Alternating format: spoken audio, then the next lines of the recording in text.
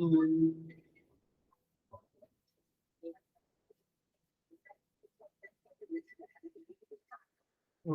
सहना भवतु सहनौ भुनक्तु सह वीर्यं करवावहै तेजस्विनावधीतमस्तु मा विद्विषावहै।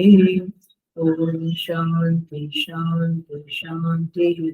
समस्त जन कल्याण निरतं करुणामय नमामि चिन्मयं देवं सद्गुरुं ब्रह्म विद्वान्।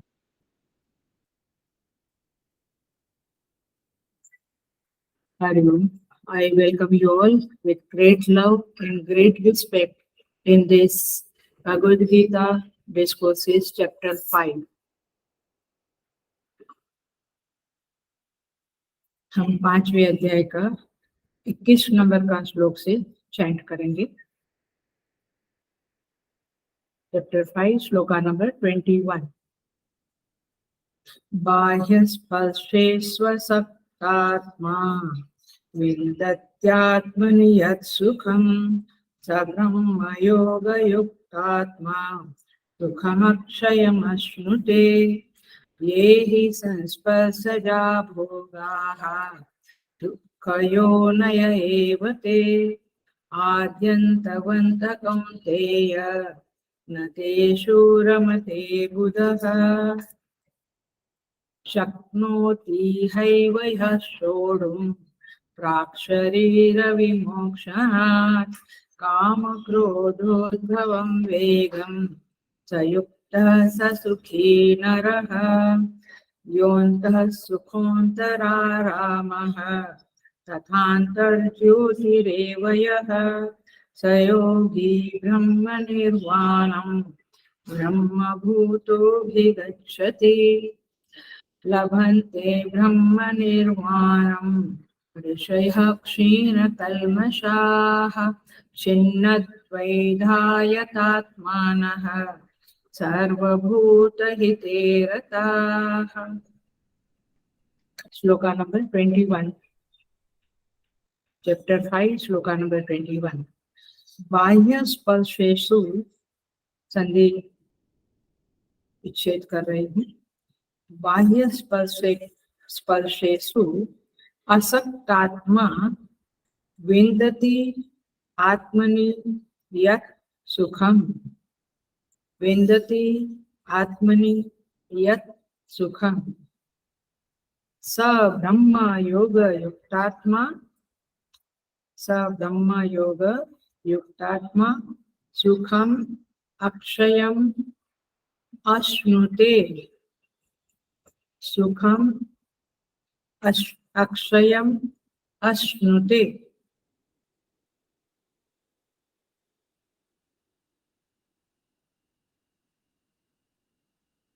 बाह्य स्पर्शेषु, स्पर्श माने विषय, स्पर्श माने विषय। बाहर के विषयों में असक्त आत्मा जो आसक्ति रहित अंतःकरण वाला है। आत्मा माने अंतःकरण। यहाँ पे जो बाहर के विषयों में आसक्ति रहित अंतःकरण वाला है वह यत् सुखम आत्मनि विन्दति। वह आत्मा में स्थित यत् सुखम विन्दति जो आनंद को प्राप्त होता है। माने जिसका बाहर के विषयों में आसक्ति नहीं है वह व्यक्ति क्या है? आत्मा के सुख को प्राप्त होता है। स ब्रह्म योग युक्त आत्मा, और वह ब्रह्म में योग माने जुड़ा हुआ स्थित है, ऐसा यह युक्त पुरुष है। वह सुखम अक्षयम अश्नुते, अक्षय सुख को प्राप्त करता है। अक्षय सुख को प्राप्त करता है माने जो बाहर के विषयों के साथ आसक्ति रहित पुरुष है, अटैचमेंट नहीं है, डिटेच व्यक्ति है, वह ब्रह्म के साथ जुड़ा हुआ व्यक्ति ब्रह्म में स्थित व्यक्ति अक्षय सुख को, अक्षय सुख माने परमानेंट हैप्पीनेस, अक्षय सुख को प्राप्त होता है। हमें चाहिए क्या? क्या क्या चाहिए? अक्षय सुख ही चाहिए हमें, आया ना? अक्षय सुख ही चाहिए। उसकी कंडीशन बता दी भगवान ने यहाँ पे कि जो बाहर के विषयों के साथ डिटेच है, अटैच नहीं है, ऐसा व्यक्ति उस अक्षय सुख को प्राप्त करता है। सिंपल। तो हमें आत्मा चाहिए या परमानेंट हैप्पीनेस चाहिए, अक्षय सुख चाहिए, तो हमें क्या करना है? बाह्य स्पर्शेषु असक्तात्मा, बाहर के विषयों के साथ डिटैचमेंट करना है। सिंपल।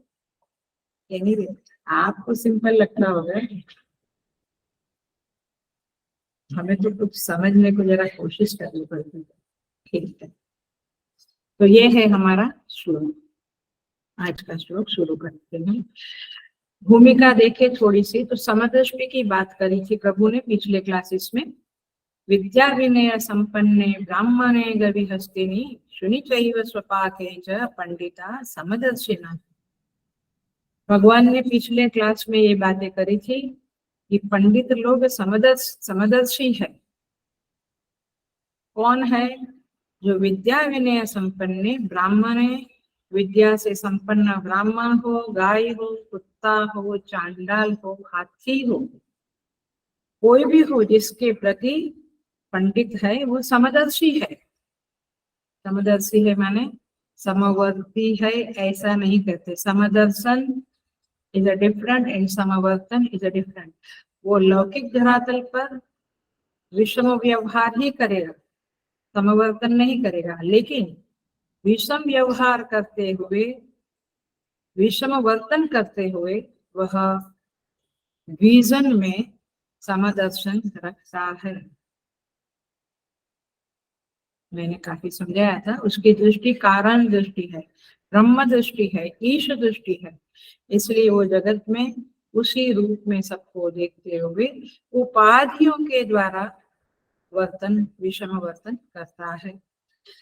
इहैव तेजित सर्ग येषाम साम्ये स्थितम मना। भगवान कहते हैं ऐसा जिसका समदृष्टि हो गया वो इसी संसार में जो निर्दोष ब्रह्म है, दोष रहित निष्कलंक ब्रह्म है, उसको प्राप्त हो जाता है। उसमें तस्मात् ब्रह्मणि ते स्थिताः, वे ब्रह्म में स्थित हो जाते हैं ऐसे लोग। और फिर 20वें श्लोक में कहा था न प्रहर्षेत प्रियम प्राप्य। अच्छा, खुश माने आई लाइक, मुझे इष्ट है, मुझे पसंद है, ऐसा कुछ मिला तो भांगड़ा करना शुरू करते हैं या नहीं करते? भांगड़ा करना शुरू नहीं करते हैं, माने दे आर नॉट, उछल कूद नहीं करते, हाँ मुझे मिल गया मिल गया, पागल नहीं होते हैं। और न उद्विजेत प्राप्य अप्रियम, अप्रिय आई डोंट लाइक ऐसा मिलने पर डिप्रेशन में नहीं जाते। दे आर समान, दे आर आया इक्वल। चलो आपको इक्वल ही पसंद है। Are you getting point? इस श्लोका को जिंदगी में आचरण में लाना है। ओके, सो इस तरह से 20 श्लोक तक हमने बातें करी। अब हम आते हैं 21 नंबर के श्लोक। तो मैंने ये ज्ञानी लोग है, समदर्शन वाले लोग है, पंडित लोग है। अब भगवान वही बातें करते हैं उसी के संदर्भ में कि उन्होंने वो ब्रह्म को पा लिया, ब्रह्म में स्थित हो गए। तो ये ब्रह्म जो आनंद सच्चिदानंद स्वरूप है, उस आनंद की प्राप्ति कैसे होगी? हमें भी लगता है कि हम भी वैसे हुए, तो उस परम आनंद की प्राप्ति कैसे होगी, इसका ये 21 नंबर का श्लोक है। तो यहाँ पे मूल कंडीशन रखी है, मूल हेतु रखा है कि अक्षयम सुखम अश्नुते, ये उसका फल है। उन लोगों को अक्षय सुख की प्राप्ति होती है जो ब्रह्म में स्थित है। लेकिन यहाँ पे एक साधक के लिए भी और सिद्ध के लिए भी जो मूल शर्त है वह ये है, बाह्य स्पर्शेषु असक्तात्मा, असक्त आत्मा, बाहर के विषयों में उन्हें कोई रुचि नहीं है। They are not interested in the objects of the world. पकड़ा, बात को पकड़ा। दे आर नॉट इंटरेस्टेड, उनका कोई अटैचमेंट नहीं है। वैसे वेदांत की दृष्टि से देखें तो उनके लिए सब कुछ मिथ्या हो गया है। सो बाह्य स्पर्शेषु असक्तात्मा विन्दति आत्मनि सुखम, और वे जो सात्विक आनंद है उसको प्राप्त कर लेते हैं। ऐसे लोगों का नाम भगवान ने रख लिया ब्रह्म योग युक्तात्मा। ब्रह्म में स्थित जो है वैसे लोग अक्षय सुखम अश्नुते, अक्षय सुख को प्राप्त करते हैं। देखो,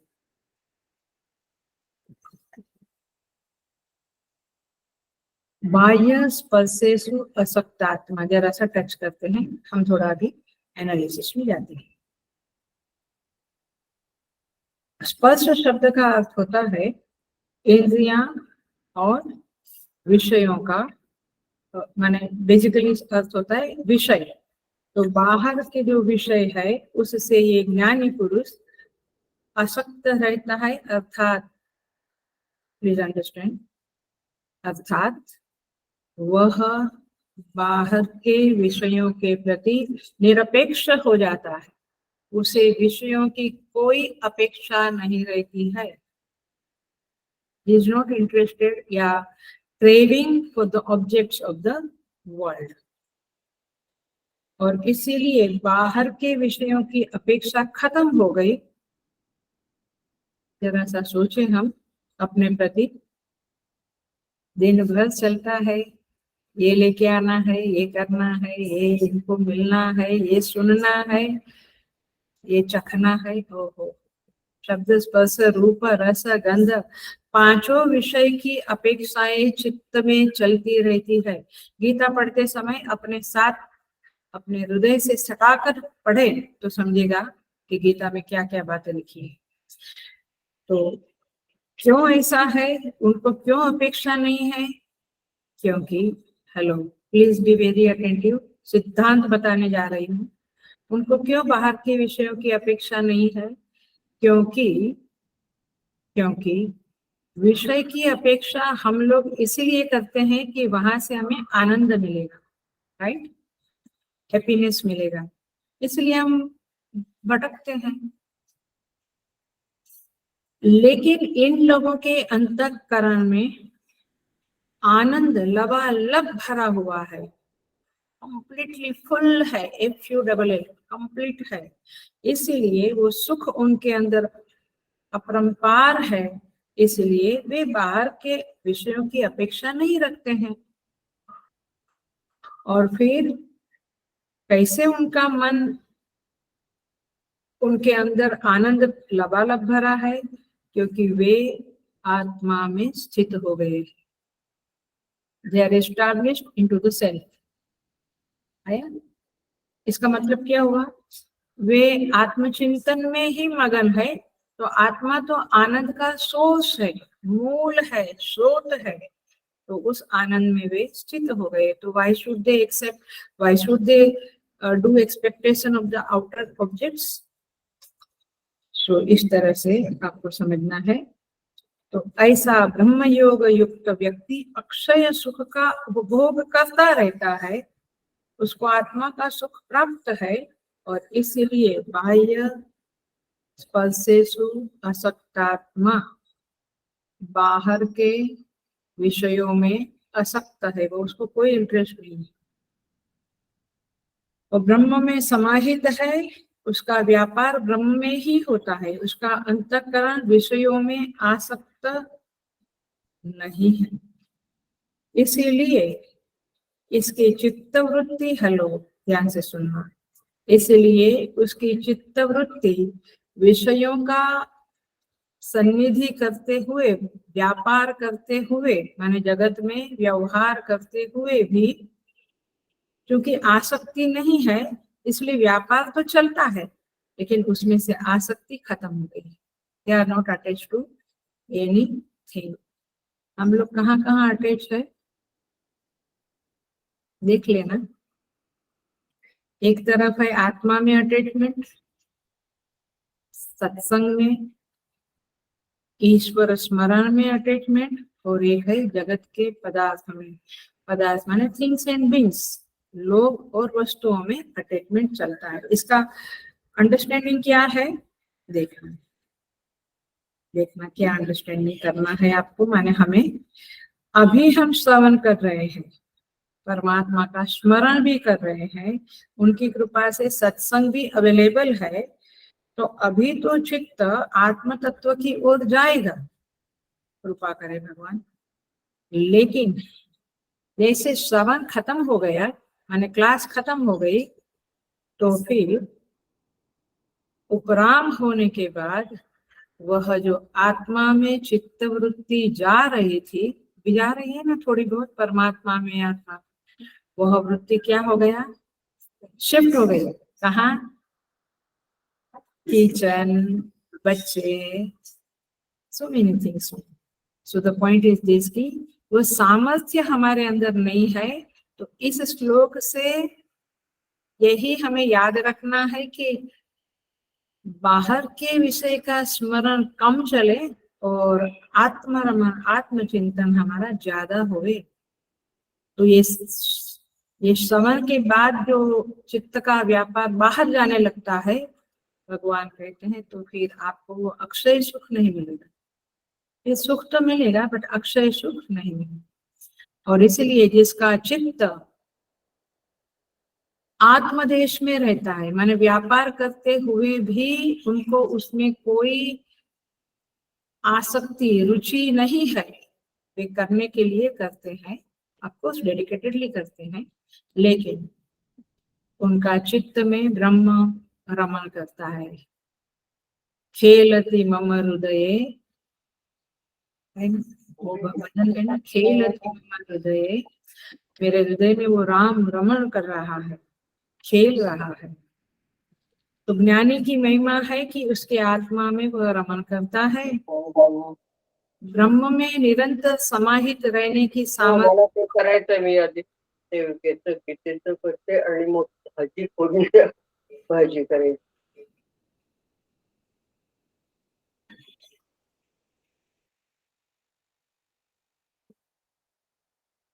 ब्रह्म में निरंतर रमण करने की उनकी सामर्थ्य है, और इसीलिए वे अक्षय सुख के पात्र बन जाते हैं। भगवान शंकराचार्य जी भज गोविंदम में कहते हैं, लोग कहे भज गोविंदम प्राइमरी ग्रंथ है, मैं कहूंगी बहुत गंभीर ग्रंथ भी है, if you can understand that. वहां पे भगवान शंकराचार्य जी कहते हैं, योग रतो वा भोग रतो वा, योग रतो वा भोग रतो वा, संग रहितम संग सहितम, संग रतो वा संग विहीनम। संग में रत है या संग से विरक्त है, योग में रत है या भोग में रत है, यस्य ब्रह्मणि रमते चित्तम। क्लासिक श्लोक है ये, क्लासिक। यस्य ब्रह्मणि रमते चित्तम, जिसका चित्त भोग करते हुए भी ब्रह्म में स्थित है, नंदती नंदती नंदती एवं, वह सदा आनंद में आनंद में आनंद में रहता है। भज गोविंदम भज गोविंदम गोविंदम भज मूढ़मते, ऐसा भगवान यहाँ पे भाष्यकार कहते हैं। सो तात्पर्य ये है कि ये एक कला है, ये एक आर्ट है, ये एक कौशल है, जहाँ पे आप व्यवहार करते हुए भी परमात्मा के स्मरण में रत रह सकते हैं। मैं कहती हूँ ये इजी है, ये इतना कठिन नहीं है, लेकिन हमें रुचि, हमें उतना लगाव होना चाहिए। इसके क्लासिक एग्जाम्पल बहुत बार हम दे चुके हैं। जैसे कोई काम करता है, दासी है, नौकर है, काम करते हुए भी उसका चित्त अपने 4 महीने 6 महीने की बेबी में रहता है, पूरा टाइम उनका चित्त उधर ही है, घर में छोड़ के आई है बेचारी, उसमें ही है। पनिहारी लोग गांव की पनिहारी एक के ऊपर एक के ऊपर एक 3-3 4-4 मटके लेती है, पानी भरा हुआ, पानी भर के घर जा रही है, बहुत गप्पे मारती, हंसती खेलती है, लेकिन अटेंशन कहाँ है? मटके में गिरने जा रहे, आ रहे हैं। तो ऐसा नहीं है कि हम व्यवहार करते हुए परमात्मा को याद ना कर सके। हेलो, आप इस बात को जरूर समझिएगा। और इसलिए ये तो उन ज्ञानी लोगों की बात है, हमारे लिए ही है, गीता हमारे लिए ही है। और भगवान जो कहते हैं वो बिल्कुल हम कर सकते हैं, इसलिए प्रभु कहते हैं। यदि हमारे बस की बात नहीं होती तो भगवान गीता में इस तरह के उपदेश नहीं देते थे। तो इसलिए यह बाह्य स्पर्श से असक्त आत्मा, विरक्त लोग जो है, अब ये शब्द यूज करती हूँ, असक्त आत्मा मानी विरक्त लोग, आसक्ति नहीं है, वैराग्य है। ऐसे वैराग्यवान लोग अक्षय सुख को प्राप्त करते हैं। उनका चित्त ब्रह्म योग युक्त आत्मा, तीसरा क्वार्टर में उठा रही हूँ, ब्रह्म योग युक्त आत्मा, उसका अंतःकरण ब्रह्म में स्थित हो गया है, ब्रह्म से जुड़ गया, योग माने जुड़ना, ब्रह्म से जुड़ गया है। ऐसे युक्त आत्मा लोग, ऐसे ज्ञानी लोग, तस्मिन व्यापृत, भगवान भाष्यकार कहते हैं तस्मिन व्यापृत आत्मा अंतःकरणम यस्य।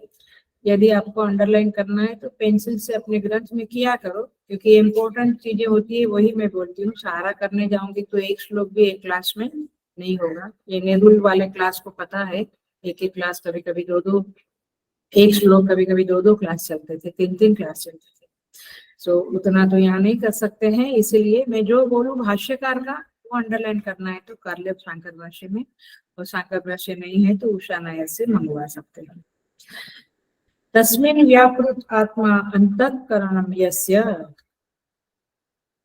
तस्मिन व्यापृत माने उस आत्मा में उसका अंतःकरण व्याप्त हो गया है, जुड़ गया है। और इसलिए कैसे जुड़ा? सबसे पहले उन लोगों ने सत्संग शुरू किया, रेगुलर सत्संग में ब्रह्म के बारे में यथार्थ बोध होने लगा, राइट अंडरस्टैंडिंग होने लगी। उसके बाद उन्होंने मनन शुरू किया, और उसके बाद निधिध्यासन करते हुए उन्हें निष्ठा की प्राप्ति हो गई। श्रवण, मनन, निधिध्यासन, फिर निष्ठा हो जाती है।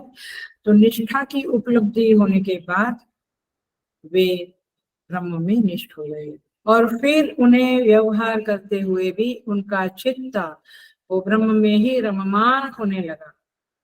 चाहे वो कुछ सुने, कुछ देखे, कुछ खाए, कुछ पिए, चले, वो जो भी करे उनके चित्त में, वो बात भी करे तो भी उनके चित्त में वह ब्रह्म खेलति मम हृदये, वो रमन कर, माने उनके चित्त में ब्रह्म का स्मरण होता रहता है।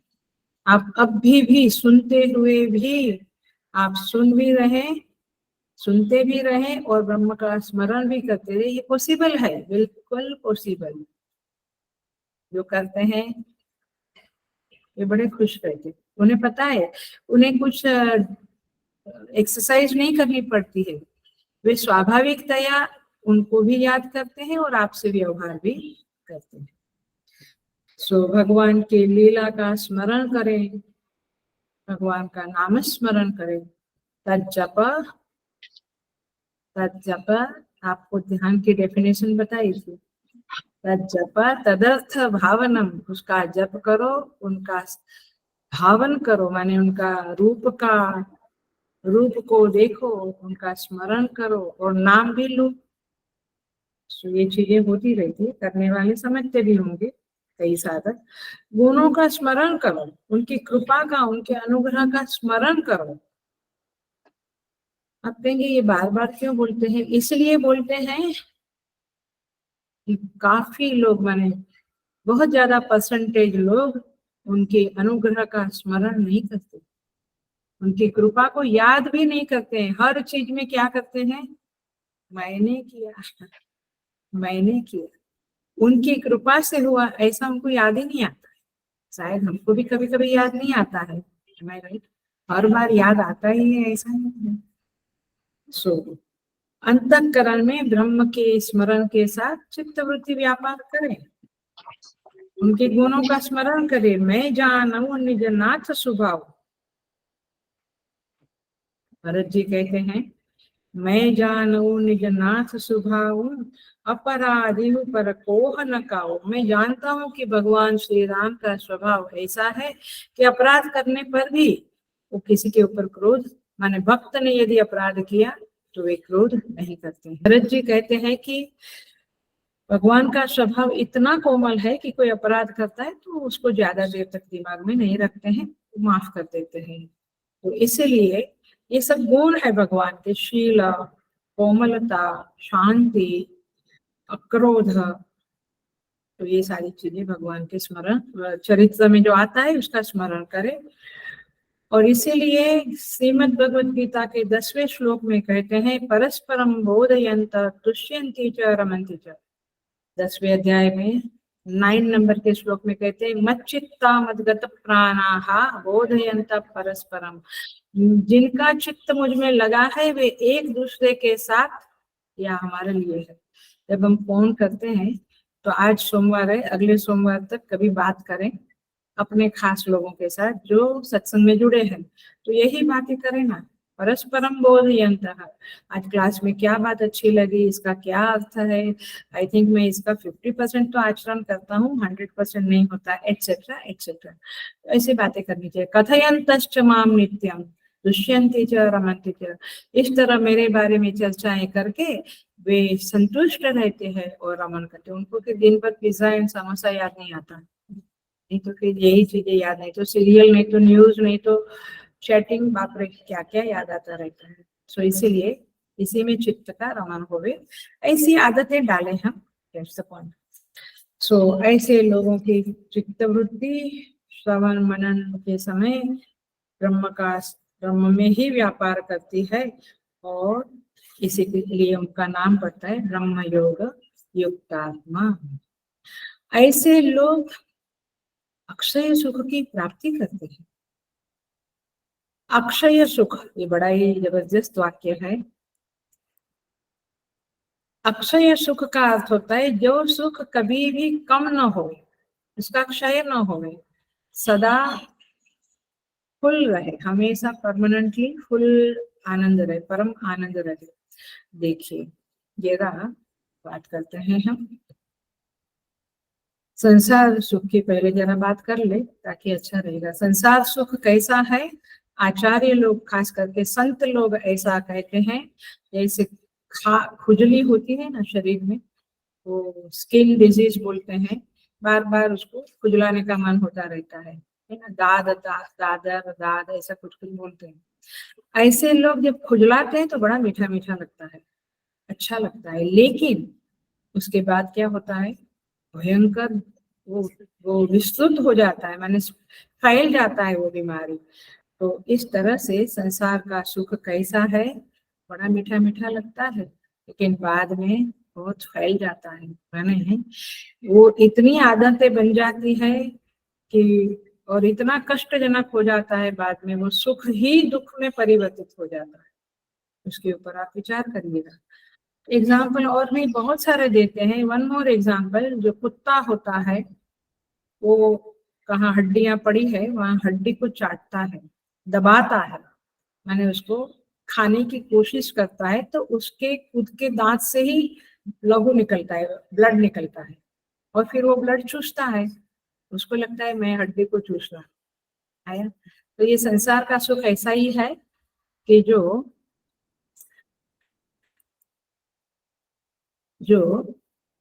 ऐसे अच्छा लगता है, लेकिन बाद में वो दुखजनक होता है। सो इसलिए संसार का सुख तो परमानेंट भी नहीं है, बड़ा टेम्पररी है, और एक देश में मिलता है दूसरे देश में नहीं मिलता, एक व्यक्ति से मिलता है दूसरी व्यक्ति से नहीं मिलता, या पत्नी से मिला तो माँ का सुख कम हो गया, माँ से मिला तो पत्नी। ये सब संसार की रूटीन बातें हैं। मैंने कहा कुछ मिला, कहाँ कुछ मिला, और बहुत कष्ट करना पड़ता है, निरायास नहीं है, और स्वतंत्र भी नहीं है, स्वाधीन नहीं है, वो दुख पराधीन है, वो सुख पराधीन है। मैंने दूसरों का आश्रय लेकर वो सुख मिलता है, आप सोचिए इसके ऊपर। इसलिए अक्षय सुख तो वह है जो हर वस्तु से मिलता है, हर व्यक्ति से मिलता है, हर स्थान में मिलता है, हर काल में मिलता है। स्वाधीन होता है वह, किसी के ऊपर डिपेंडेंट नहीं है हम सुख के लिए, और आयास नहीं करना पड़ता है। ऐसा यह सुख है अक्षय सुख। मैंने एक लाइन में बोल दिया, जिसको 1 साल तक हम सोचते रहे तो भी कम पड़ेगा, बट एक लाइन में मैंने बोल दिया है, आप लोग जितना सोच सकते हैं सोचिएगा। तो इसीलिए संसार के सुख का मूल तो क्या है बता दूं, धनम मूलम, भोग मूलम, आरोग्य मूलम, यश मूलम, ये सब मिला तो हमें सुख लगता है, नहीं तो नहीं। अक्षय सुख का मूल है ब्रह्म मूल। तो इस तरह से यह अक्षय सुख की प्राप्ति होती है। दोनों सुख माने भोग का सुख और ब्रह्म सुख माने श्रेय और प्रेय, दोनों में बंधन तो है, बिगनिंग में बंधन है ही, लेकिन भोग में कायम बंधन है, प्रेय मार्ग में हमेशा बंधन है। श्रेय मार्ग में पहले गुरु का बंधन है, साधना का बंधन है, नियमों का बंधन है, बाद में आप बंधन से रहित हो जाते हैं। तो इस तरह से दोनों सुखों के बारे में हमें सोचना चाहिए, और अकॉर्डिंगली हमें श्रेय मार्ग अपनाना चाहिए जहाँ ब्रह्म सुख की प्राप्ति होगी। और इसलिए यहाँ पे गोस्वामी तुलसीदास जी कहते हैं, पराधीन सपनेव सुख नाही। जो पराधीन व्यक्ति है उसे स्वप्न में भी सुख नहीं मिलता है। You are depending on others. वो जब सुख देगा तो आप सुख प्राप्त करोगे। वो पिज्जा जब आपके पास आएगा तब आपको सुख मिलेगा। वो व्यक्ति जब फोन करेगा तब, वो चैनल में गुड न्यूज आया तो, या मजेदार न्यूज आया तो मजा आएगी, नहीं तो वही रूटीन वाला न्यूज आया तो बोलेंगे। तो आप पराधीन हो सुख के लिए। और इसीलिए यहाँ पे कहते हैं कि करना क्या है, आपको देखो higher and higher taste develop करना है। देखो ये वाक्य में जो बोल रही हूँ इसको ठीक से समझना। आदमी को जब हरा चारा आदमी माने पशु को जब हरा चारा मिलता है तो भूसा खाने को जाएगा, सूखा चारा खाने को जाएगा, सूखी घास खाने को जाएगा नहीं, उसको हरी घास मिल रही है तो उसको क्या होगा, सूखे चारे से वैराग्य हो जाएगा, भूसे से वैराग्य होगा। ऐसे आपको जब जप का सुख, मेडिटेशन का सुख, एक योगा एक्सरसाइज प्राणायाम का सुख मिलना शुरू होगा, ध्यान का, जप का, प्रार्थना का, पाठ का, पूजा का सुख मिलना शुरू होगा, तो फिर आप ये पिज्जा वाले सुख को तिरस्कार कर दोगे। क्यों? क्योंकि जो हायर सुख मिलता है तो आदमी का स्वभाव है कि वो लोअर को छोड़ देता है कि डाइवर्स क्यों लेते हैं वहां पे लोअर लगा तो वो कहीं हायर लगा तो कर लिया। ऑफिस क्यों बदलते हैं लोग, जॉब क्यों बदलते हैं, इधर लोअर लगा तो हायर को पकड़ लिया। इसी तरह से परम आनंद, परमात्मा के आनंद वाली आत्मा के आनंद की प्राप्ति हुई, आत्मा सुख हुआ तो विषय सुख को छोड़ देंगे आप। लेकिन जब तक वहां पे आपकी एंट्री नहीं हुई तब तक आप इसी में सुख ढूंढते रहोगे। और वो तो कैसा सुख है, पूज्य गुरुदेव कहते हैं, केले के साथ केले का छिलका खाने से जैसा सुख मिलता है वैसा संसार का सुख। आत्म सुख इज लाइक अ टोटल छिलका निकाल के केला खाना। सो प्रवचन का भी वैसा ही है। आप सत्संग करते हो, प्रवचन सुनते हो, जब आपको एक टेस्ट लगता है तो फिर आपको ऐसा लगता है कि वो दूसरा जो टेस्ट है वो मजा नहीं है। तो तात्पर्य ये है कि आप जब हायर टेस्ट को अपनाते जाओगे जीवन में, तब आपका लोअर टेस्ट स्वाद कम हो जाएगा। और इसी को कहेंगे बाह्य स्पर्शेषु असक्तात्मा। इसका ही अर्थ हुआ कि बाहर के विषयों के साथ आपका अटैचमेंट नहीं रहेगा, जबरदस्ती नहीं करना है। हायर टेस्ट को डेवलप करो तो ये लोअर टेस्ट अपने आप से निकल जाएगा। वो स्वाद, फिर उसमें स्वाद ही नहीं आएगा आपको, और तब जाके उसके प्रति वैराग्य आएगा। लेकिन जब तक हरा चारा नहीं मिला तब तक सूखा चारा भी बड़ा प्यारा लगता है। जब तक हायर प्रवचन, हायर काइंड ऑफ लेक्चर्स, प्रवचन, शास्त्र की बातें सुनने को नहीं मिलती है, तब तक लोअर इधर उधर मुल्ला नासरुद्दीन और इधर उधर की कथाएं और बिना सूत्र के जो प्रवचन होते हैं सब अच्छे लगते हैं। तो इसीलिए आदमी को सोचना चाहिए, इंसान को समझना चाहिए कि हमें जीवन में क्या चाहिए। जितना इंडिपेंडेंट हैप्पीनेस मिले, स्वतंत्र सुख, स्वाधीन सुख मिले, उतना अच्छा है। पराधीन में तो बार बार थप्पड़ खानी पड़ती है कि नहीं, आज नहीं जाना है बाहर, चलो ना, नहीं जाना बोल दिया, फिर क्या हुआ? खुशी हुई? वो दिन पूरा हुआ ना। रेग्युलर अनुभव है ये सारे, पराधीन सपने वो सुख नाय।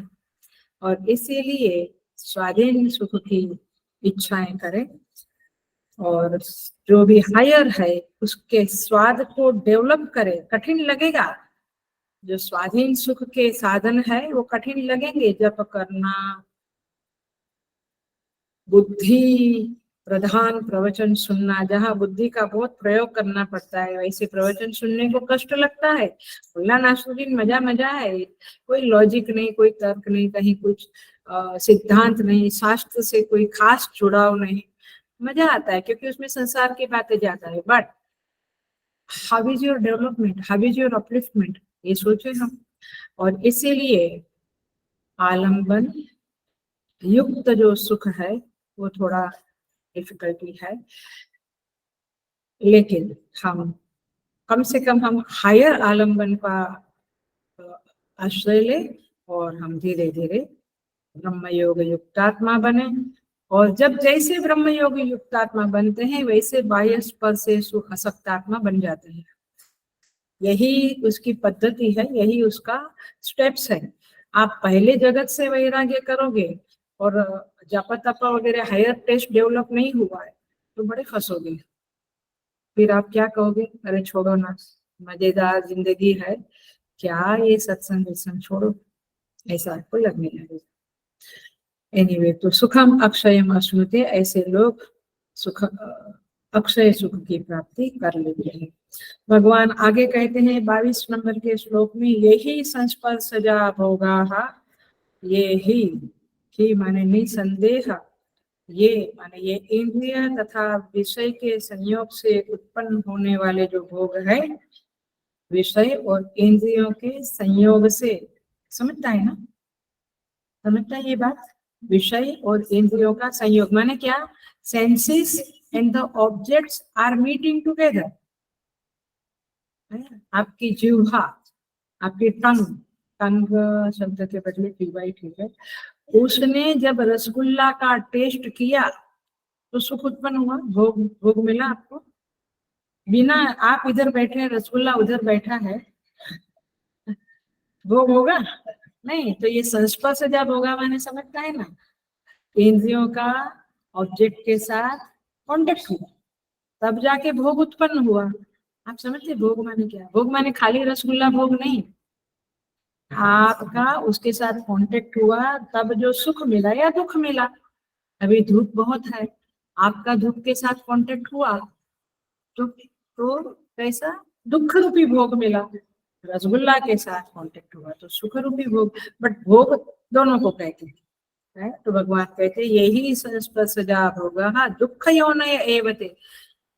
जितने भी भोग आपको इंद्रियों का विषय के साथ कांटेक्ट होने पर जो भोग वृत्ति उत्पन्न होती है, वह भगवान कहते हैं, आपको लगता है सुख वृत्ति उत्पन्न हुई, दुख वृत्ति, भगवान कहते हैं दुःख योनय एवते, सारे भोग दुख की योनि है। मैं दूसरी बार बोलूंगी, तीसरी बार में बोलूंगी, सारे भोग दुख की योनि है, माने दुख का हेतु और कुछ नहीं है, दुख का हेतु केवल भोग है। सो इस तरह से भगवान कहते हैं वे सुखरूप भासने पर भी वे दुख के हेतु है। आद्यंतवंत कौन्तेय, हे कौन्तेय, आदि अंतवंत, ये आदि और अंत वाला है। ये कैसे है? आदि और अंत वाले, माने ये ये जो भोग है उसका एक टाइम में शुरुआत होती है, एक टाइम में उसका अंत होता है, सारे भोगों का। जब तक रसगुल्ला अंदर आया उसका शुरुआत हुआ, पेट में चला गया तो अंत हो गया। व्यक्ति से बोलने से बहुत अच्छा लगता है, तो जब उसने शुरुआत किया बोलने का तो अच्छा लगा, उसके बाद जब बोलना बंद हुआ तो भोग अंत हो गया। ऐसे लंबे काल के समय में भी, इस संदर्भ में भी आप सोच सकते हैं। सो ये आद्यंतवंत माने अनित्य है, they are not permanent, simple. न तेषु रमते बुधः, उसमें बुद्धिमान लोग रमण नहीं करते हैं, माने बुद्धिमान लोग ये विषयों के पीछे नहीं पड़ते हैं। They are not craving to grab the objects of the world all the time. I am putting all the time. इसका अर्थ ये हुआ कि हमें स्वाभाविकतया जो मिले वो ठीक बात है, लेकिन क्रेविंग नहीं करना है। देखो यहाँ पे कहते हैं संस्पर्शजा भोगाः, संस्पर्शजा माने वो सेकंड चैप्टर में है ना, एक श्लोक, मात्रा स्पर्शास्तु कौन्तेय शीतोष्ण सुख दुःखदा आगमापायिनो नित्याः तां स्थितिक्षस्व भारत। मात्रा स्पर्शास्तु कौन्तेय माने इंद्रियां और विषयों के कॉन्टेक्ट से उत्पन्न होने वाले भोगों को, शीतोष्ण सुख दुखदा, कभी ठंड लगा कभी गर्म लगा, माने जो भी हमें अनुभव आता है शब्द स्पर्श रूप रस गंध, ये सब स्पर्शा है। तो ये कॉन्टेक्ट माने ये कॉन्टेक्ट से पैदा होते हैं। और एक माने क्या होता है एग्जैक्टली, वृत्ति का जन्म होता है। जैसे मेरी आंख ने सुंदर प्राकृतिक सीन देखा, तो प्राकृतिक सीन एक ऑब्जेक्ट है, आंख मेरी इंद्रिया है, तो इंद्रियों ने जब ये प्राकृतिक दृश्य के प्रति देखा तो एक वृत्ति उत्पन्न हुई। कैसी? सुख वृत्ति उत्पन्न हुई। आया? और किसी ने मुझे बहुत सताया है, वो व्यक्ति का फोन आया तो मेरे अंदर, माने वो व्यक्ति ऑब्जेक्ट हुआ, मेरा कान क्या हुआ? श्रवण इंद्रिय, उनका कांटेक्ट हुआ, वो इंद्रिय का, श्रवण इंद्रिय का और वो व्यक्ति का। तो मेरे अंदर कौन सी वृत्ति उत्पन्न हुई? सुख की कि दुख की? दुख की। तो सुख वृत्ति और दुख वृत्ति को ही भोग कहा जाता है। हेलो, क्योंकि हम आखिर में, जरा गहरा है बट जो गहरे साधक है वो समझ जाएंगे, आखिर में हम रसगुल्ला को भोगते हैं क्या? नहीं, रसगुल्ला खाने से जो सुख वृत्ति उत्पन्न हुई उसको हम भोगते हैं। जरिया रसगुल्ला है बट सुख वृत्ति को भोगते हैं। तो सुख वृत्ति एंड दुख वृत्ति क्या है? भोग है।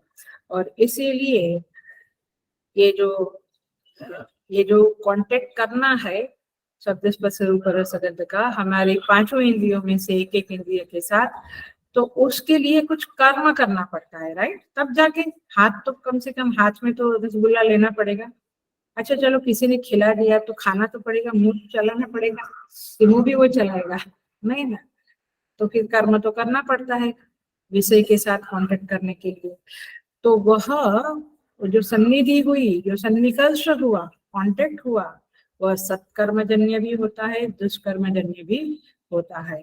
इसका अर्थ हुआ कि वो विहित भोग भी होता है, निषिद्ध भोग भी होता है।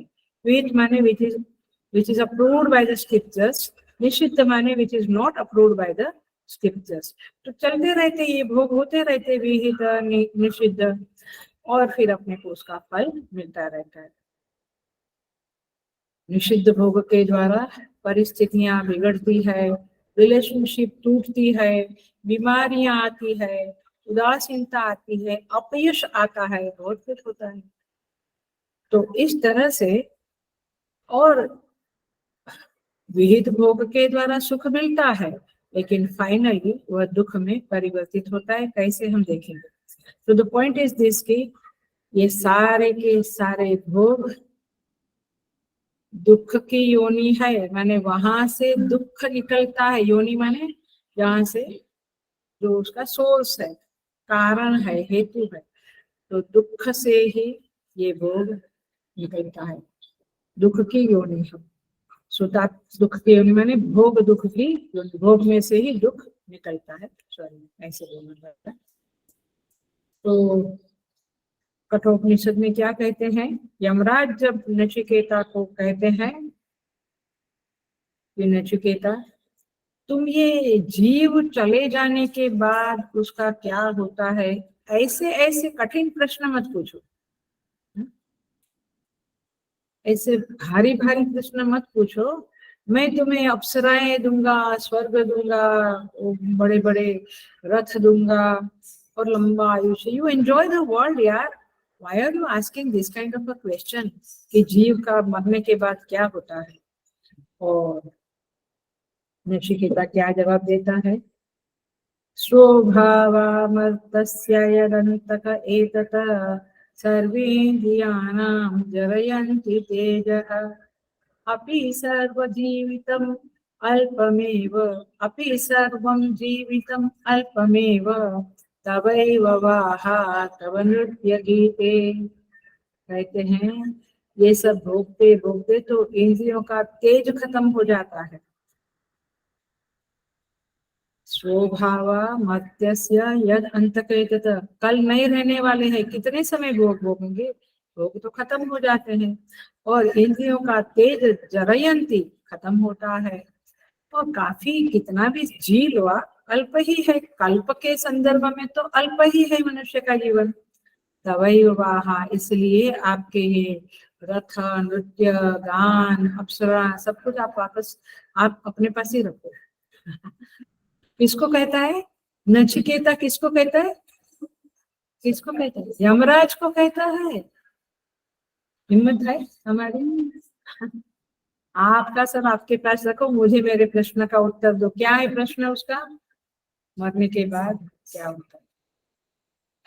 और Kathopanishad is full of that answer. So इसलिए भगवान कहते हैं यही संस्पर्शजा भोगा दुख योनय एवते, दुख की योनि है भोगने, भोगने से दुख निकलता है। कितने प्रकार के दुख है भगवान, अनंत दुख है, लेकिन उसकी 3 कैटेगरी बना सकते हैं, आदि भौतिक दुख, आध्यात्मिक दुख, अधिदैविक दुख। आध्यात्मिक दुख तो हमें बहुत पता है, अभी गर्मी चल रही है, बाप रे, सब घामोड़े होते हैं, ये होता है, पानी बहुत पीना पड़ता है, थकान लगती है।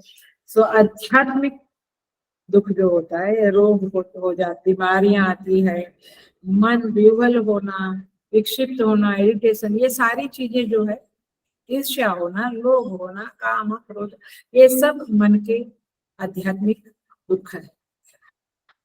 आदि भौतिक दुख क्या है, देखो पहला तो ये आसपास के लोग जो तकलीफ देते हैं ना, अपमान किया, बात नहीं किया, बड़ा इरिटेटिंग है ये आदमी, बरोबर काम करता ही नहीं। अनादर हुआ, हमारे बारे में किसी ने निंदा की, ये सब चीजें आदि भौतिक है, इधर उधर के लोग सब करता रहता है, करते रहते हैं। और फिर अधिदैविक, अधिदैविक माने ये सुनामी, ये बारिश, ये गर्मी, ये जो भी बाहर से आता है, अथवा देवता पूजन नहीं करने से जो दुख मिलता है, मैं सोच समझ के बोल रही हूँ, नहीं करने से, देवता पूजन किया तो कुछ अधिदैविक सुख मिलता है और अधिदैविक दुख कम हो जाता है। लेकिन ये दुख सारे भोगों के कारण होते हैं, तो बेटर है कि भोग थोड़े हम कम कर डालें, कम से कम कर डालें। क्या कहते हैं अगेन भज गोविंदम में, बड़ा मजेदार कहते हैं, नलिनी दलगत जलमति तरलम तद्वत जीवितम अतिशय चपलम विद्ये व्याधि अभिमान ग्रस्तम लोकम शोक हतम च समस्तम भज गोविंदम भज गोविंदम गोविंदम भज मूढ़मते। ये शंकराचार्य जी कहते हैं, आज से 20 साल पहले पढ़ा था, आज जब पढ़ते हैं तो और गहराई से अंदर चले जाते हैं ये शब्द, भज गोविंदम। सारी गीता वही कहते हैं, भज गोविंदम, उनका स्मरण करो। ये स्मरण जो जगत के पदार्थों का करोगे, वो साथ में क्या आएगा, वो नहीं आएंगे, लेकिन स्मरण किया हुआ जो है वो संस्कार बन के साथ में आएंगे, तो आगे की जिंदगी बड़ी मजेदार होगी। नहीं तो फिर जो संस्कार है उसके मुताबिक क्या, बिल्ली, लेजार्ड, मजेदार है ना। मच्छर, लायन, टाइगर, कबूतर, कौवा, ओ भगवान, कमी नहीं है भगवान के पास। 84 लेग्स योनि है, जहाँ ढकेलना होगा ढकेल देंगे अकॉर्डिंग टू अवर संस्कार। तो विषयों का जो स्मरण करेंगे तो ये सारी योनियों में विषय के सिवा क्या है? वहां भगवान थोड़ा है, वहां सत्कर्म थोड़े है, वहां कर्मयोग थोड़ा है, भक्ति योग थोड़ा है। तो इसलिए विषयों का चिंतन तो इन योनियों में ही ले जाएगा। परमात्मा का चिंतन हमें पुनः मनुष्य योनि में लाएगा। दया करके भगवान कहेंगे चल, मेरा स्मरण करता है, इसको और चांस दूं, अपॉर्चुनिटीज दूं, तो भगवान वापस शायद भेज सकते हैं। सो इस तरह से दुख योनय एव सह, ये भोग बड़े डेंजरस है। विवेक चूड़ामणि कहती है कुरंग मातंग पतंग मीन भृंग, ये 5 का नाम दिया है पशु पक्षी का। कुरंग माने हिरन, कुछ गाना सुना, शब्द में लीन हो गया, कहीं से बांसुरी का आवाज सुना, लीन हो गया, खड़ा रह गए, मार डाला उसको। मातंग स्पर्श के कारण, पतंग रूप के कारण, मीन मछली स्वाद रस के कारण। स्वाद माने रस, वो कुछ लकड़ी में कुछ लगा देते हैं कीड़ा बीड़ा, डाल देते हैं, मछली खाने में मस्त है, तब तक उसको पकड़ लेते हैं। भृंग माने भ्रमर, ये हमें पता है कमल में, पता है कि कमल की पखुड़ियां सिकुड़ने लगी है, लेकिन वो अंदर बंद हो जाता। तो भोग आदमी को बहुत खराब हालत कर देता है, बड़े दयनीय बन जाते हैं हम भोग के कारण। बड़ा हम क्या, बड़े बड़े लोग भी, इंद्र भी भोग के कारण, पता है ना आपको, अहिल्या के साथ। तो फिर गौतम ऋषि ने श्राप दे दिया। फिर जो कथा चली वो चली। ये कथाएं भी बड़ी मजेदार है। यदि आपको कथाओं के मर्म को समझने में आ गया तो आपको बहुत अच्छी तरह से चोट लगना शुरू हो जाएगी। माने ये जो गीता थोड़ी बोरिंग लगती होगी शायद, या उपनिषद बोरिंग लगते हैं, बट पौराणिक कथाएं पढ़ते पढ़ते उसका जो मर्म पकड़ लिया। अभी इंद्र की ये कथा पढ़ी तो हमने मजेदार के लिए नहीं पढ़ी, मजे मजे से के लिए नहीं पढ़ी। उसका जो मर्म है वो ये है कि इंद्र जैसा आदमी भी, जो भोगों के स्वर्ग में भोगी भोग है, फिर भी वो पृथ्वी पे आया, और फिर उसको जो श्राप मिला। नहुष राजा को बड़े कष्ट करके, बड़े सत्कर्म करके इंद्र का आसन मिलने लगा, और शची को मिलने को इतने आतुर हो गए कि पालकी उठाने वाले को कहने लगे सर्प सर्प जल्दी करो जल्दी करो। तो श्राप ही मिल गया कि तू सर्प बन गया। भोग बड़ी जबरदस्त विचित्र चीज है, बड़ा ही पतन का कारण है, बस यही मुख्य बात। आद्यंतवंत कौन्तेय, भगवान कहते हैं, तीसरा शब्द दिया तीसरे क्वार्टर में, कहते हैं आद्यंतवंत, माने जिसका आदि और अंत है, जिसका संयोग है और वियोग है, और इसीलिए अनित्य है। भगवान भाष्यकार कहते हैं मध्य क्षण भावित्वात् इत्यर्थः, माने बीच में, मध्य क्षण में रहते हैं, पिछले क्षण में नहीं था, अगले क्षण में नहीं होंगे। माने आया भोग, थोड़ी देर रहा, फिर चला गया। तो भोगों की तो यही दशा है। लेकिन अक्षय सुख कैसा है? सदा रहने वाला है, नित्य है। आत्म सुख नित्य है, ये तो अनित्य है। गीता क्या कहती है? अव्यक्तादीनि भूतानि व्यक्त मध्यानि भारत अव्यक्त निधनानि एव तत्सका परिदेवना।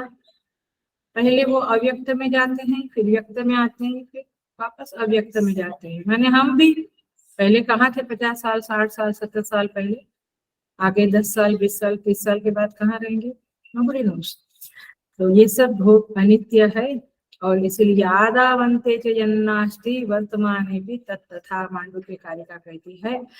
अभी दिखते हैं, पहले कहाँ थे पता नहीं। तो ऐसे भोगों के प्रति आसक्त होकर हम अपनी जिंदगी बर्बाद कर देते हैं। भगवान कहते हैं ये सब दुख की योनि है, और इसलिए न तेषु रमते बुधाः, बुद्धिमान लोग इस भोगों में आसक्त नहीं हो जाते हैं, भोगों में रमण नहीं करते। रमण करना माने आपको खाना मिला, खाने में हम साधु हुए तो भी खाने में मिला, रसगुल्ला मिला, जो भी मिला, क्या आइसक्रीम भी मिला गर्मी में, लेकिन खा लिया, खत्म हो गया। उसके बाद सत्संग की ही बातें चलती है, लेकिन रमना भोगों में रमन माने ये अर्थ है कि उसी का चिंतन रात दिन। वहां अच्छा था नहीं, वो प्रशांत कॉर्नर में अच्छा मिलता है नहीं, वो धामा में अच्छा मिलता है नहीं, वो इसकी ही चर्चा, इसकी ही फोन कॉल, यही संग्रह करके, ओ माय गॉड टेरिबल। माने भोगों का ही स्मरण, ये नहीं होना चाहिए। इसको कहते हैं बुधा। बुद्धिमान लोग न तेषु रमते बुधाहा, उसी के अंदर चिंतन नहीं करते, उनका चिंतन तो ब्रह्म का चलता है, जो समष्टि का मालिक है, जो परमात्मा दयालु है, जो परमात्मा की कृपा से हम सांस ले रहे हैं। किस क्षण बंद हो जाएंगे पता नहीं, जरा स्मरण कर ले उनका। क्या कहते हैं, जाहि जन्म दियो ताहि विसरायो, ऐसो नमक हरामी। गोस्वामी जी का ये पद है, जिसने जन्म दिया उसको भूल गए। आखिर में माता पिता तो इंस्ट्रूमेंट है, बट भेजने वाला तो वही है। कहाँ से भेजता, कैसे भेजता, कैसे शरीर का घड़तर होता उसमें, माने वो इट्स मेड बाय ऑल पंच महाभूतास, इन कैसे हम शरीर को लेकर आते हैं। ये जाहि जन्म दियो ताहि विसरायो, उसको हम भूल जाते हैं। इतनी कितने क्या बेशरम है हम, ना लायक है, नकपट है। गोस्वामी जी शब्द यूज करते हैं, ऐसो नमक हरामी। माय गुडनेस, माने हम भूल गए तो हमें नमक हरामी का टाइटल मिल गया संतों के द्वारा। सो इसीलिए न तेषु रमते बुधाहा। श्रेय मार्ग और प्रेय मार्ग दो मार्ग है, कठोपनिषद में इसी की बातें चलती है। प्रेय मार्ग को छोड़कर श्रेय मार्ग का जो अनुशीलन करते हैं वे नैया पार कर जाते हैं। और इसीलिए पशुओं के समान केवल विषयों में आप मत डूबा करो। बड़े मजेदार, हम कहते कर्तव्य है बराबर। सो प्राप्तव्य है इसलिए कर्तव्य है, ये बात हमेशा याद रखना। ये मेरा बड़ा ही सॉलिड ये है, प्राप्तव्य है। आपको कुछ चाहिए इसीलिए कुछ कर्तव्य बन जाते हैं, कुछ चाहिए नहीं उसको कोई कर्तव्य नहीं। तो विचार करना है इसके ऊपर। जितने कर्तव्य का बोझा हम ज्यादा लेते हैं, इसका मतलब है कि बहुत ज्यादा प्राप्तव्य है। कर्मयोग अलग बात है, कर्मयोग में आप डूब कर काम करो, लेकिन स्वार्थ के लिए जो काम किया जाता है और उसको कर्तव्य का नाम दिया जाता है, उसके ऊपर विचार करना जरूरी है। न तेषु रमते बुधाहा। इस तरह से यहाँ पे कहते हैं दुख योनय एवत, ये दुखों की योनि है और परिणाम में दुख है। भोग भोग हमने भोगा तो परिणाम में क्या होता है, यहाँ पे कहते हैं धर्म बल वीर्य आयु तेज यश क्षपयुक्तत्वा, ये सब चीजें तेज बल आयु सब कुछ का ह्रास हो जाता है, माने इसका क्षय होता है, ये जीर्ण हो जाते हैं। ये परिणाम होता है भोगों के करने के बाद। परिणाम दुख है। और ताप दुख, पातंजल योग दर्शन कहता है परिणाम ताप संस्कार दुख ही गुणवृत्ति विरोधाच दुखम एव सर्वम विवेकिनः। पातंजल योग सूत्र कहता है, क्लासिक सूत्र है ये। परिणाम में दुख है, ताप दुख है, और जब हम भोगते हैं तो मेरे से ज्यादा उसको मिला है, तो जितना हम भोगते वो गया। यानी पैसा धन हो जो भी हो, और भोग करने के बाद ऐसा होता है अब ज्यादा भोग नहीं कर सकते, तो अपनी कैपेसिटी कम होने से मैंने ज्यादा भोग नहीं मिला, मैंने इतना करोड़ है लेकिन और इतना करोड़ मिलना चाहिए था वो नहीं मिला, तो दुख हुआ। मैंने ताप दुख, और फिर सपोज वो भोग छूट गया, बिछुड़ गया, तो भी दुख। तात्पर्य यह है कि परिणाम में दुख, ताप दुख, संस्कार दुख। संस्कार दुख माने अब ये भोग नहीं मिलने वाला है, तो भोग के जो संस्कार पड़ गए, भोग के जो संस्कार पड़ गए, वो संस्कार भी हमें दुख देता है। सो तात्पर्य ये है कि भोगों को याद कर करके हमें दुख मिलता है, उसको कहते हैं संस्कार दुख। और गुणवृत्ति विरोधाच, तो इस तरह से भोगों के द्वारा भी परिणाम में दुख, ये भोगा दुख योनय एवं। आगे भगवान कहते हैं, 23 नंबर के श्लोक को भी देख लेते हैं। यहाँ पे भगवान कहते हैं, देखो आपने समझ लिया कि भोग दुख की योनि है, लेकिन आप भोगों को भोग ही लेते हो, भोग की वृत्ति आ ही जाती है। तो भगवान कहते हैं क्या करो, आप सावधान हो जाओ और भोग का वृत्ति जो आता है उसको जरा दबा दो, इसका वेग को सहन कर लो और फिर उन भोगों के अंदर डूबो मत, ये भगवान का कहना है। और काम क्रोध वगैरह के वेग को भी सहन करो और तब आप सुखी हो सकते हो। तो तात्पर्य ये है 23 नंबर के श्लोक में कि आप उस भोग में डूब मत जाओ, भोग करने के प्रति उत्सुक मत बन जाओ, लेकिन उसके वेग को, उस वृत्ति को थोड़ा सहन कर लो, उस वृत्ति को थोड़ा शांत कर दो। शक्नोति इह एव यह सोढुम प्राक शरीर विमोचना, 23 नंबर का श्लोक उठाया है। जो साधक प्राक शरीर विमोचना माने शरीर के छूट जाने के पहले, माने मृत्यु के पहले, काम क्रोधोद्भवम वेगम, काम और क्रोध से उत्पन्न होने वाले वेग को, मृत्यु के पहले, शरीर का नाश होने के पहले काम क्रोध के वेग को शक्नोति इह एव यह सोढुम, सोढुम माने सहन करना, जो सहन करने के लिए समर्थ हो जाते हैं, सयुक्त स सुखी नर, वो पुरुष योगी है, वह सुखी है। तात्पर्य ये हुआ कि जो व्यक्ति, जैसे काम आया, क्रोध आया, इच्छाएं आई, लोभ आया, ईर्ष्या आई, जब जब ये वृत्तियां आती है हम तुरंत ईर्ष्या है तो जिसके प्रति ईर्ष्या है उसके प्रति कांटेक्ट कर लेते हैं, है ना, उसका कुछ नाश करे। लोभ आया तो लोभ के लिए धन है, वस्तुएं हैं, प्राप्त करने की कोशिश करे, माने जैसे विषय के साथ कांटेक्ट करने की इच्छाएं होती है, आप उस इच्छा के वेग को, काम के वेग को, क्रोध के वेग को, लोभ मोह मत्सर सब कुछ, इसके वेग को थोड़ा सहन कर लो, थोड़ा दबा दो, थोड़ा उसको एग्जीक्यूट मत करो, राइट, इंग्लिश में ये बेटर वर्ड मिला, उसको एग्जीक्यूट करने की और मत प्रयास करो, उसको शांत करने की ओर प्रयास करो। आया ख्याल में?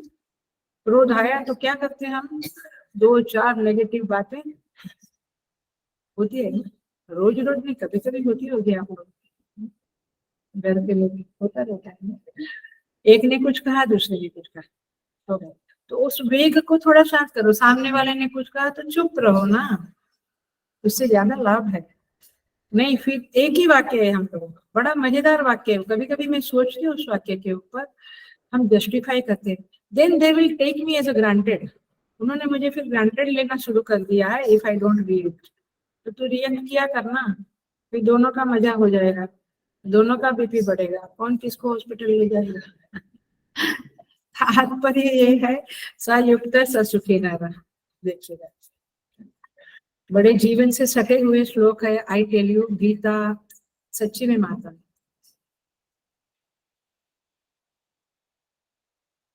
शायद माँ बाप आजकल अपने बच्चों को ये सारा टीचिंग सादे शब्दों में भी नहीं देते होंगे, लेकिन गुरुजनों ने, पूज्य गुरुदेव ने बड़ी कृपा की है। कभी कभी लगता है कि गुरुदेव नहीं होते जीवन में तो क्या होता था, कैसा पशु जैसा जीवन होता था अपना। ऐसा नहीं है कि हमने गीता को 100% पचाया है, 100% आत्मसात कर लिया है, लेकिन बहुत ज्यादा अवेयरनेस तो आ ही गई है गीता के उपदेशों के प्रति, और उसे फॉलो करने की थोड़ी थोड़ी कोशिशें तो हम शुरू कर ही लेते हैं। तो भगवान भाष्यकार कहते हैं कि न संसारे, 22 नंबर के श्लोक में कहते हैं, न संसारे सुखस्य गंध मात्रम अपि अस्ति, संसार में सुख की गंध भी नहीं है, और इसलिए ये जो काम उठता है, इच्छाएं उठती है, ये चाहिए वो चाहिए, आप आप भाष्यकार के इस टुकड़ों को अंडरलाइन करो, भाष्य में कभी कभी पढ़ा करो तो पता चलेगा। भगवान भाष्यकार कहते हैं न संसारे सुखस्य गंधमात्रम अस्ति, सुख की एक गंध भी नहीं है। फिर उस सुख को पाने की क्या कोशिश करना, मूर्ख ही है हम। तो भगवान यहाँ पे 23 नंबर के श्लोक में कहते हैं कि कम से कम इतना तो करो, क्योंकि जो जो काम है, क्रोध है, ये सब जीवन में लगे हुए हैं, ये वृत्तियां लगी रही है। लेकिन और ये ना मत सोचना कि ये थोड़े बूढ़े हो जाएंगे तो इच्छाएं कम होगी। सब कुछ जैसा का तैसा चलता रहता है, काम क्रोध लोभ। सो सांस है तब तक, इसलिए प्राक शरीर विमोक्षणार्थ भगवान ने कहा मृत्यु के पहली, मृत्यु के समय तक ये सारी वृत्तियां रहती है। लेकिन जो साधक है, जो ज्ञानी है, माने जो साधक है खास करके, उनको ये उपदेश है क्या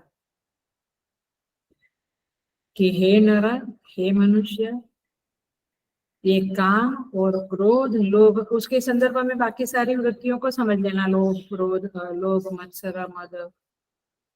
भगवान कहते हैं कि उन वृत्तियों के ऊपर, लिसन केयरफुली, हेलो, बिल्कुल ध्यान से सुनिए, इन वृत्तियों के ऊपर विजय प्राप्त करने की बात नहीं है, मैंने उसको कुचल डालने की बात नहीं है। आप कुचल नहीं डालेंगे, डाल सकते हो unless you become a great साधक। उसको संभालने की बात नहीं है, उसको केवल सह लो। सह लो माने सहना किसको कहते हैं? जब कुछ कोई कुछ कहता है, कोई कुछ नहीं मिलता है, तो हम उस वृत्ति को उपेक्षा कर देते हैं।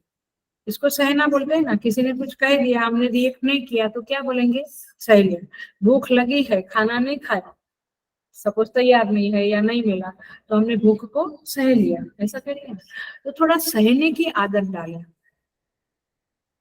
हर छोटी चीज में असह्य हो जाता है जो हमारा स्वभाव, तो बड़ा खतरनाक है, बड़ा दुख देने वाला है। तो सहने की आदत डाले। कुछ जो खाना मिला, जो किसी से कुछ बात हुई, थोड़ा सा इग्नोर करो। तो भगवान कहते हैं कि काम क्रोधोद्भवम वेगम सोढ़ुम शक्नोति यः, जो मनुष्य, यह माने जो नर, जो मनुष्य उसे सह लेता है, भगवान कहते हैं स युक्त स सुखी नर, वह सुखी हो जाता है। माने एक उल्टी बात है, हम कहते हैं रसगुल्ला खाने से मुझे सुख मिला, लेकिन रसगुल्ला नहीं मिला, दुकान बंद था, तो हमने कह दिया ठीक है, इट्स ओके, आया तो क्या कहेंगे? रसगुल्ला खाने की जो तीव्र आकांक्षा थी उसको सह लिया, तो सुखी कहाँ हुए? ससुखी न रहा। भगवान कहते हैं भोग के बाद तो दुखी है, लेकिन वेग को सह लिया वो आदमी। बहुत मन हुआ इसको मैं ठीक कर दूं, उसको सुना दूं, या बहुत मजा आ रहा है किसी की निंदा सुनने में, ये सब वृत्तियों को थोड़ा इग्नोर कर दो, थोड़ा दबा दो, थोड़ा शांत कर दो। That's what the point is. क्योंकि हम जानते हैं कि काम क्रोध ये सब टेरिबल चीजें हैं। गुस्सा आया, किसी को अपशब्द बोला, रिलेशन टूटा, जॉब गई, या रिलेशन में खटास आ गई, इसलिए बनते काम बिगड़ जाते हैं और हितैषी लोग भी दूर हो जाते हैं। और इसलिए भगवान कहते हैं कि साधक को सावधान हो जाना है, भोगों के प्रति सावधान हो जाना है। और मैं सच कहती हूँ, ये एक जन्म की बात नहीं है, जन्म जन्म का जब अपने पास क्या बोलते हैं खजाना हो जाता है, ये गीता के टीचिंग्स को जीवन में आत्मसात करने के लिए जो प्रयास किए जाते हैं, उन प्रयासों का एक कोटा तैयार होता है, तब जाके मनुष्य जन्म मिलता है। और मनुष्य जन्म में साधना शुरू होती है, सत्संग की इच्छा होती है। सत्संग सुन सकते हैं, नहीं तो बोलेंगे बड़ा बोरिंग है। हाँ, बोरिंग की है, क्योंकि तुम अपनी जहाँ खड़े हो, अपनी जगह जहाँ खड़े हो, वहां से तुम ऊपर उठना चाहते ही नहीं हो, इसलिए तुम्हें सत्संग या गीता बहुत रास नहीं आती।